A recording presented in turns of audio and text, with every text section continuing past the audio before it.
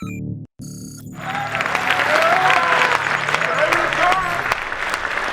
Bowerman, a co-founder of Nike, says that if you have a body, you're an athlete. And I'm a firm believer in that. As a competitor, nothing beats when all the blood, sweat, and tears pay off in a victory. After the long hours, after the aches and pains, after the doubt, you did it and succeeded. We all can relate to this feeling of triumph. When you've worked long and hard for something and you see the results, you won. See, what you may or may not know is that athletes have a responsibility. And this responsibility is far greater than any win, more memorable than any game, and the legacy, unforgettable. It's more than a game. And athletes are in a position to be the voice for those who might not have the same power. I believe that if you are a human, you have a voice. You have a voice. With that voice, you have a power, and with that power comes a responsibility. Because you never know when you can inspire someone, and that can be the start of a ripple effect that turns into a catalyst for change.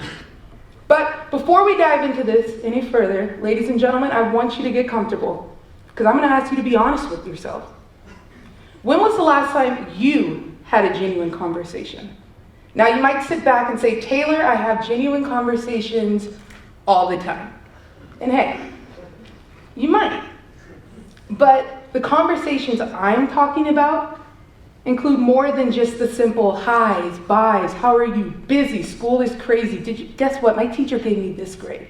No, I'm talking about when was the last time you let another person know that, hey, I see you, I hear you, and I might not understand you, but I'm willing to take the time to listen. With this voice, you have the power to create a dialogue that matters.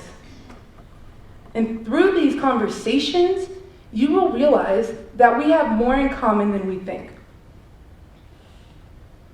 Over the last few years, there have been numerous examples of athletes who have used their platforms on behalf of those who might not have had the same opinion, who might not have had the ability to voice their opinions. Athletes have voiced their opinions on issues that concern our nation and world and have been able to create a discussion that allows for everyone to participate. A great example was seen when Colin Kaepernick decided to take a knee during the national anthem of an NFL game.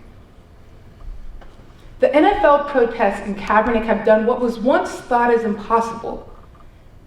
They have brought social issues to the mainstream through an alternative route, the playing field.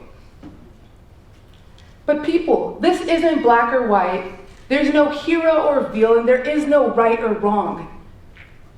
I argue that this is just another great example of why these genuine conversations are necessary. I believe that if Kaepernick and his critics would have had more discussions, there probably would have been more middle ground achieved between those in favor of the protests and those who were against these actions. But once again, it's bigger than football. And just like the ocean, it's deeper than what's seen at the surface level. And let me tell you why. Both protests emphasize the importance of having genuine conversations. These conversations are what are important for society. Although sports are typically seen as a neutral area for social issues, historically, sports have played a pivotal role in creating a discussion that allows for everyone to participate. Athletes assume social responsibility as part of a pattern of great competitors who have used their influence to voice the opinions on behalf of those who might not have the same power. Inspired by these actions, I had to look in the mirror. I could do more. What wasn't I doing, and how can I participate and contribute and do my part? These displays of protest are prime examples of there being a broader issue at stake. The dialogue that has emerged from Kaepernick and similar protests reveal the significance of a socially responsible conversation. But these conversations aren't just tailored to athletes. Everyday people like you and me can participate in social responsibility and social awareness. Now, it doesn't have to be on a grand scale as what was seen with Kaepernick, but it can simply begin on a place like the playground.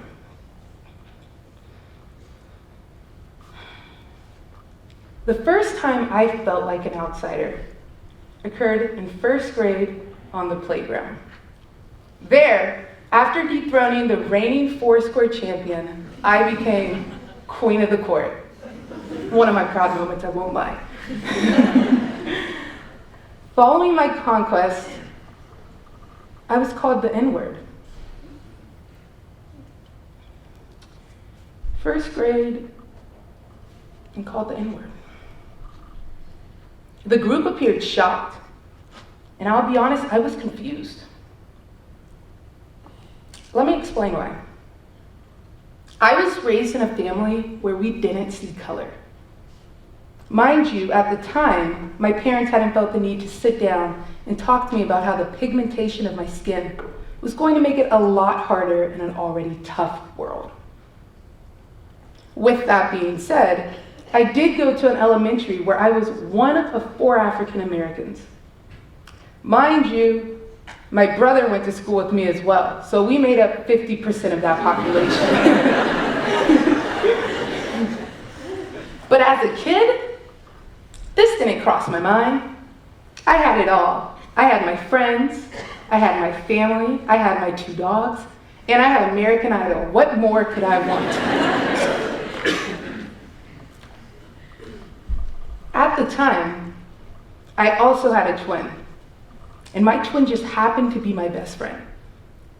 We had the same eyes, we had the same hair, we liked the same colors, the same sports. We did everything together, and we lived close to one another. So to us, we had to be twins.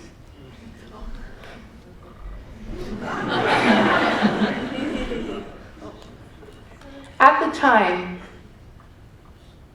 the time, I was confused. I didn't know what that word meant, but I could tell you from the reactions of my peers that it was something that made me different. Initially, I was confused. I wasn't going to tell anyone. I wasn't going to tell my parents. I wasn't going to tell my teachers. I wasn't going to tell any of my friends. I wanted to keep it to myself. And I just thought, it happened. Maybe if I forget about it, it'll go away. But before I could even make it through the day, one of my favorite teachers pulled me aside and question after question got it out of me. And at the end, I told her. After I told my teacher, my parents had to sit down and have that conversation with me. The following day, my after-school program led a discussion and explained that although we might look different, we all bleed the same, and that we still have more in common than we think. It was the first time I had felt like an outsider, but the feeling persisted. As I grew older, being the fly in the milk, at school, on sports teams, or even in a room, didn't bother me as much. I realized that I could find people with the same interests, values, and goals through genuine conversations. Conversations can start with the simple but important questions. Are you a cat or dog person? East Coast or West Coast? And my personal favorite, Warriors or Cavs? Then, when you're more comfortable, you can shift to the nitty-gritty questions, the questions that really help you learn about another person. Questions about doubts, fears, dreams. Because through these conversations, you will see that we have more in common than we think. When we create division among ourselves, it makes it harder for us to relate to one another. Now, if you're sitting back and you're wondering, what's a social responsibility that is relevant to you? Try this exercise. Close your eyes. Think of a time when you felt like an outsider. Now open them. Whether we acknowledge it or not, we have all felt like an outsider at one point in our lives. Revisit that moment. How did you feel? Did you have a discussion about it? Did you tell anyone?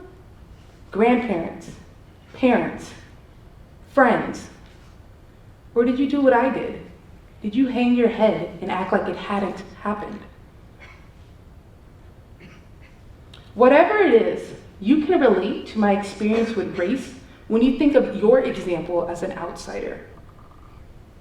I won't stand here and tell you that it has always been easy, because if it was easy, everyone would do it. But as we know, sometimes the things worth having don't come as easily. There have been times when I've been able to speak up on behalf of those who might not have felt comfortable at that moment. But just like everyone in this room, I can name a few times when I wish I would have spoken up and I hadn't. So, you might say, Taylor, you're right. I thought I have genuine conversations all the day, but it's awkward. It's uncomfortable. It's time consuming. It requires me being vulnerable. And let me clue you in on something. That's okay. The athlete in me is here to give you a halftime pep talk to help you get over the initial hump, and then the rest can't be scripted. Because the beautiful thing about these conversations is that it's between you and whomever you're speaking with. 1, look at one another and see the uniqueness in every person. The amazing thing about this world is that there are so many different people. Everyone has a story, but unfortunately, you can't fully capture that story with a simple glance. But through genuine conversations, you could gain a clearer picture. 2, try to understand when it is best to speak and when it is best to listen. Everyone has been in that room when it was obvious that someone was controlling a conversation. And on the flip side, everyone has been in the room when it was evident that there was someone who wasn't provided an opportunity to voice their concerns. The thing about these genuine conversations is that it's a two-way street. You have to be willing to give and take in order for everyone to benefit. And 3, now listen closely. Having different opinions is okay. You can disagree and still have a meaningful dialogue. People, we are not meant to be the same. I repeat, we are not meant to be the same. And that is what makes life so interesting. Because having these genuine conversations not only help you learn about another, but they help you learn about yourself. And that through this experience, that is where personal growth happens.